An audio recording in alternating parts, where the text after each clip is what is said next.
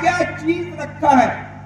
یہ پورا 30 پارہ کا قرآن کے ذریعے سے ہمارا رب ہم سے اور آپ سے بات چیت کرتا ہے. جیسے آپ سے میں بات کر رہا ہوں, اس قرآن کے ذریعے سے اللہ آپ لوگوں سے بات چیت کرتا ہے, آپ کو پکارتا ہے یا ایھا الانسان, اے لوگوں. پھر ایک بات بتاتا ہے.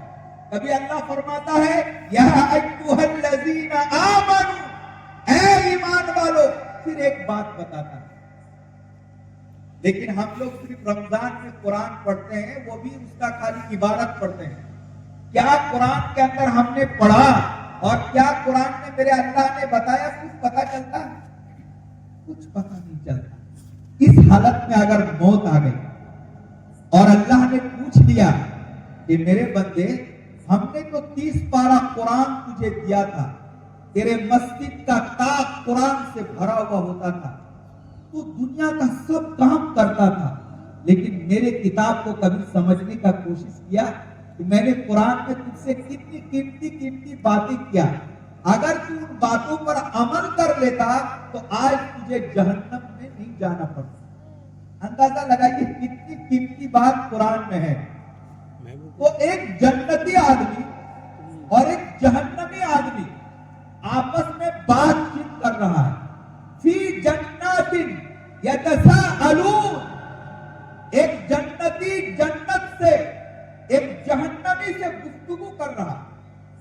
فی جنات یتساءلون عن المجرمین, ایک جنتی آدمی جہنمی آدمی سے بات چیت کر رہا. اب جنت کیسا ہے, جہنم کیسا ہے, کیسے بات چیت کی وہ اللہ کو معلوم ہے.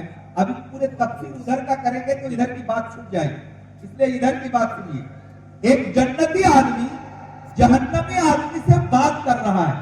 فی جنات یتساءلون عن المجرمین ما سلککم فی سقر, وہ جنتی آدمی جہنمی آدمی سے بول رہا کہ تو کس گناہ کے وجہ سے جہنم میں چلا گیا.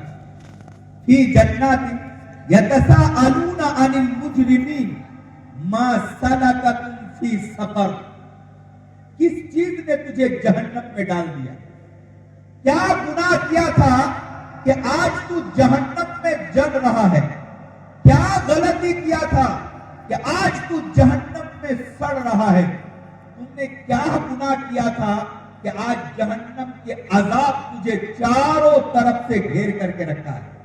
یہ کون گفتگو کر رہا؟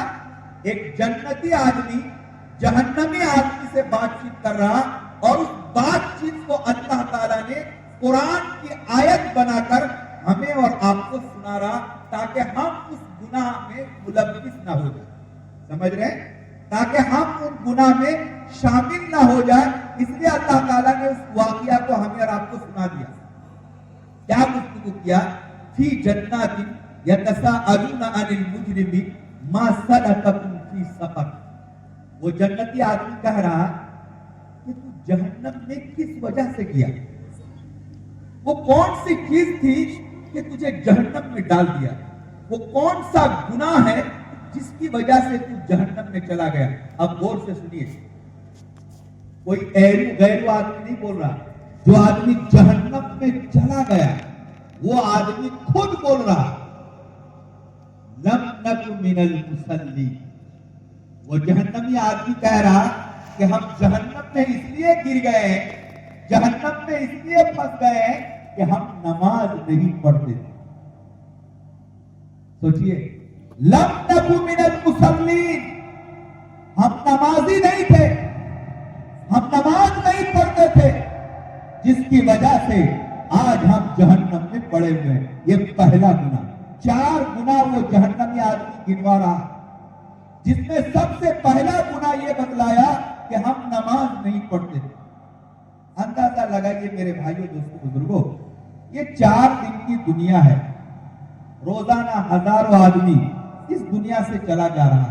ہر دن ہر بستی میں اعلان ہو رہا فلاں صاحب کا انتقال ہو گیا.